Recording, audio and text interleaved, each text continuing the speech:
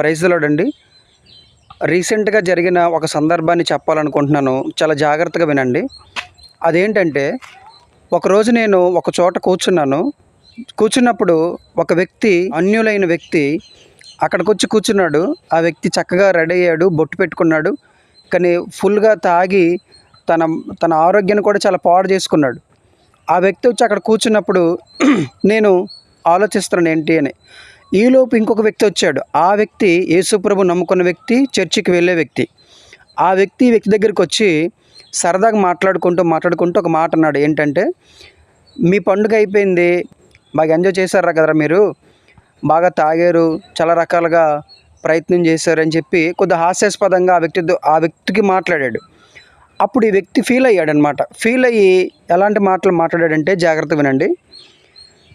మీ క్రైస్తవులు క్రిస్మస్ పేరు చెప్పుకొని మీరు చేసే ఆ చెడ్డ పనులతో పోల్చుకుంటే మేము చేసేది చాలా తక్కువ.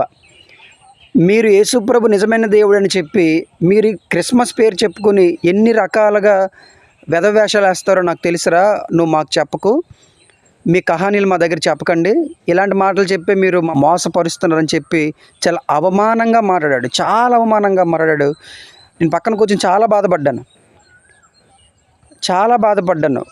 అంటే ఒక వ్యక్తి ప్రభువుకి లోబడకపోతే, ఒక వ్యక్తి దేవుణ్ణి నమ్ముకున్న తర్వాత కూడా తన జీవితం మారకపోతే, తనకు తెలియకుండానే తన అలవాటులను బట్టి, తన వ్యసనాలు బట్టి బయట ఉన్న ప్రజలు రాలేకపోవటానికి, ప్రభువు దగ్గరికి రాలేకపోవటానికి ముఖ్య కారణమైపోతున్నారు.